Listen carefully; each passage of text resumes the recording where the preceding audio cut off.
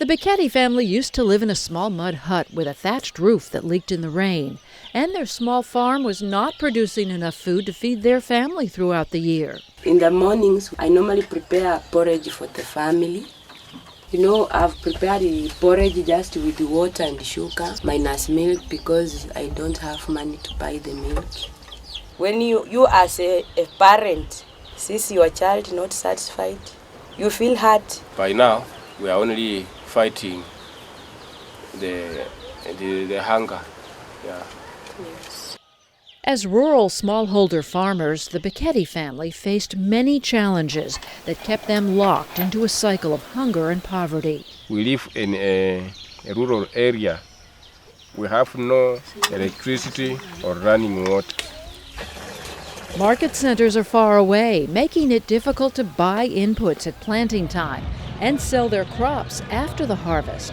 At times, when we want to sell our products, it's very difficult to get the best market, so we find ourselves selling it at a throwaway price to the local people. With so many challenges, it's no wonder that smallholder farming communities contain nearly half of the world's hungry people. But it doesn't need to be that way.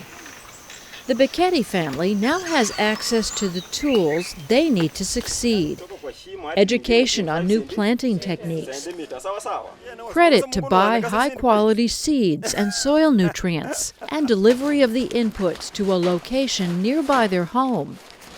Using the new seeds and planting methods, the Biketis grew twice as much food as they needed to feed their family throughout the year. I should get 20 to 25 bags. Zipporah and Sanit managed to buy a few corrugated metal sheets for the roof of their new storage shed. The maize has a better roof because, you see, the important thing is we need to eat. Their new storage shed will help eliminate harvest losses and allow them to sell their produce later in the year when the price is higher. My small farm has actually contributed to the global food security. For example, when we have planted maize that's a lot, we sell to schools and we sell to institutes.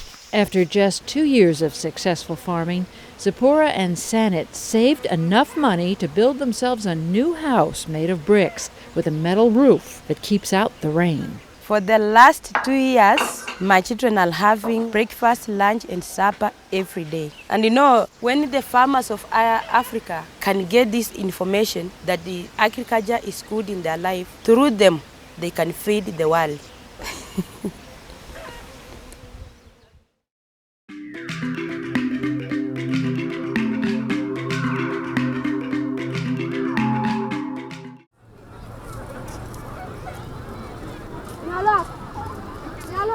Most of the population coming are children and mothers. So food is a crucial necessity at the moment because, as you can see, some of them have trekked a long distance. They hardly have anything to eat. So they are one of the most important needs is food at the moment. I had nothing to feed my children, only this ration that was given to me. And this is what I will offer my family.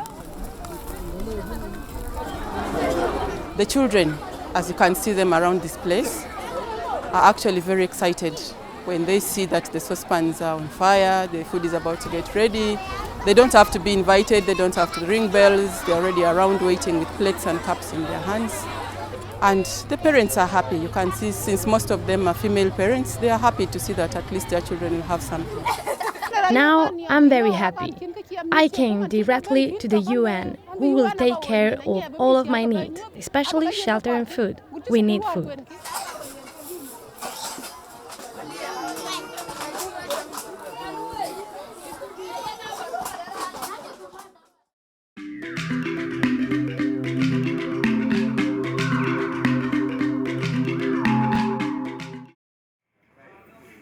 Can you imagine a world without chocolate? In the USA alone, more than $19 billion are spent on chocolate each year. And global sales are increasing annually by at least 2%, leading to a greater demand for cocoa.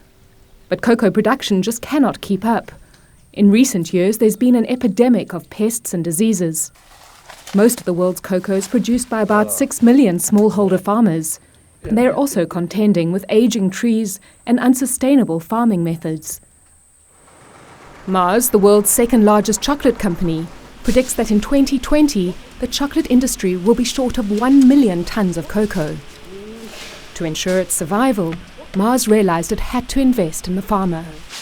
We need to do something to improve the productivity of the cocoa. We need to do something to help the farmer to triple their yield. One of the farmers desperate to triple his yields is Ahmad Darise. He lives in Indonesia, the world's third largest producer of cocoa, and in his village on Sulawesi Island, almost everyone grows it. Ahmad himself has been farming cocoa for 20 years, but he struggled against pests and diseases, and 2 years ago, he almost gave up. Sometimes I became very hopeless. Where could I go from here?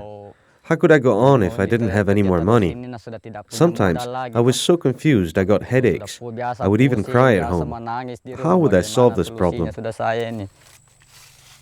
Ahmad's neighbor Mimi Abudoho has a similar story. She has 1,000 cocoa trees, but her yield was so low that she couldn't support her family. Farming cocoa was very difficult for us because at that time we did not know much about cocoa. But in 2011, that changed. Mars partnered with the Indonesian government and the UN's International Fund for Agricultural Development, or IFAD, to open this cocoa development center. Ahmad and Mimi are among the 500 farmers who have come for training. Here they learn new techniques on how to care for their trees, maintain their farms, and produce more and better cocoa. I like to work together with Mars because they want to exchange ideas about how to improve the quality of the cocoa and how to increase the yields. And for Mars, this mutually beneficial relationship is an inherent part of their philosophy. One of the Mars principles is mutuality. Both sides have a mutual benefit. That's meaning that we need to provide the ability to farmer to be able to increase the productivity in the farm. By the end, we'll also benefit the cocoa industry. And the training is already paying off. Back on her farm, Mimi applies the new techniques she has learned. A year ago, she used to only harvest 50 kilograms of cocoa beans twice a year. She now harvests 100 kilograms twice a month. Ahmad is also using his new skills. In the past year, his yields have increased by 60%. Now my heart feels happy. Praise God, I got through it. I will keep working hard with the cocoa because it is the only thing that can improve my life. Ahmad is one of more than 400,000 smallholder cocoa farmers in Indonesia. And, says Jaka Wacana from the Ministry of Agriculture, the government cannot ensure their survival on its own. If this partnership was not formed, the farmers would have difficulties, particularly with money and technology, because the government cannot provide the technology that Mars can. Anisa Pratiwi from IFAD, which brought Mars and the government together for this partnership, agrees.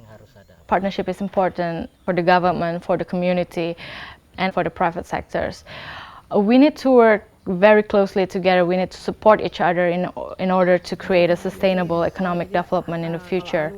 And working together has been so successful that this year Mars plans to open more cocoa development centers in other areas.